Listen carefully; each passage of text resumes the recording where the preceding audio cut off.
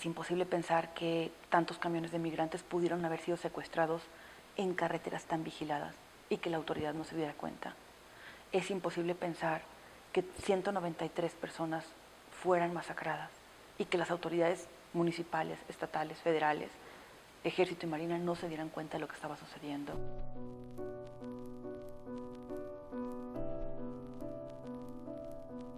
Nos encontramos con un hecho muy lamentable que fue la masacre de los 72, de la cual salió a la luz pública el 22 de agosto del 2010, donde lo que se reportaba en los medios de comunicación es que 72 personas habían sido masacradas, todas fueron encontradas en un solo lugar. Las personas en esa ocasión no estaban enterradas, sino que estaban expuestas, digamos, en la superficie. El caso de los 72 fue un aviso muy fuerte para el gobierno mexicano de lo que estaba sucediendo con los casos de migrantes.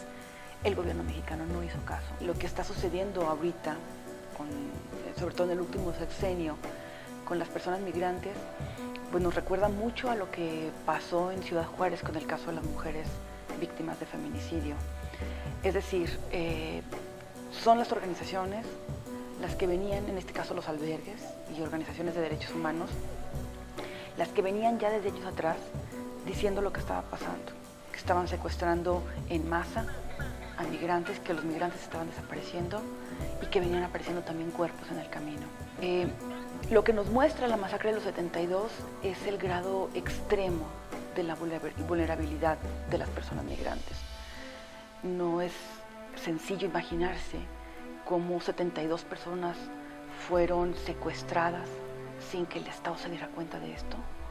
Y tampoco es sencillo imaginarse cómo esto sucedió sin que además fueran asesinadas, sin que también el Estado se pudiera dar cuenta de esto. Entonces digamos que la primera violación que se da por parte del Estado mexicano es que no hubo esa protección especial para un grupo que ya se sabía que viajaba en condiciones de vulnerabilidad, que son las personas migrantes. El Estado mexicano tiene una obligación de proteger el derecho a la vida de todas las personas, y esto incluye a las personas migrantes. Entonces, si hablamos solamente de cuáles son las obligaciones generales del Estado mexicano por cuanto a este grupo del caso de los 72, ya había un incumplimiento de las obligaciones generales de protección y de prevención de que esto no sucediera. Ahora, hay un hecho adicional en el caso de los 72. En el caso de los 72 hubo policías detenidos, hubo agentes del Estado que están siendo investigados por las autoridades por cuanto hace los homicidios. Entonces, esto le da un elemento adicional que nos hace mirar la masacre de los 72 no como un simple homicidio, sino además como un caso que pudiera contemplarse como de ejecución extrajudicial. Es decir, que este caso, por tener elementos de participación del Estado en los hechos, encuadra ya en una situación agravante para el Estado y que lo hace entrar en una categoría de graves violaciones a los derechos humanos. En los medios de comunicación fue sabido que los restos fueron autopsiados o fueron revisados, las primeras diligencias, sin seguir ningún protocolo científico o ningún protocolo internacional para la revisión de los restos. ¿Y esto qué consecuencias trajo? Bueno, las principales consecuencias fue que hubo restos que se enviaron a las familias, sobre todo a Honduras, que no correspondían a los restos que eran los que las familias estaban esperando y a los que correspondían a sus familiares. Se enteraron restos de manera equivocada, y si no es porque las familias se aferraron para que se abrieran los féretros, no se hubiera podido descubrir que había restos que se estaban entregando de manera equivocada. Esta no es solamente una violación al debido proceso, sino también es una violación en contra de las familias a su integridad y el derecho a la verdad.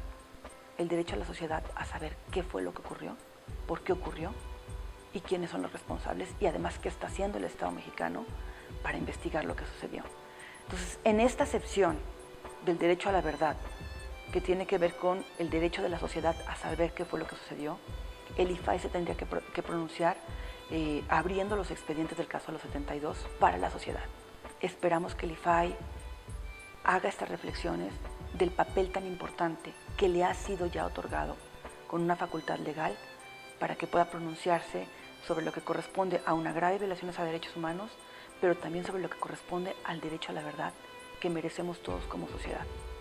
El IFAI aquí va a marcar un camino para otros casos que consideramos de graves violaciones a derechos humanos cometidos en contra de personas migrantes. Porque lo que decide aquí va a marcar la ruta para el caso de San Fernando, de las fosas clandestinas, y podría marcar la ruta para otros casos de graves violaciones a derechos humanos. Entonces, si aquí se cierra una puerta, se cierran puertas para otros casos, y es importante que el IFAI esté consciente entonces de lo que implica una resolución de esta calidad.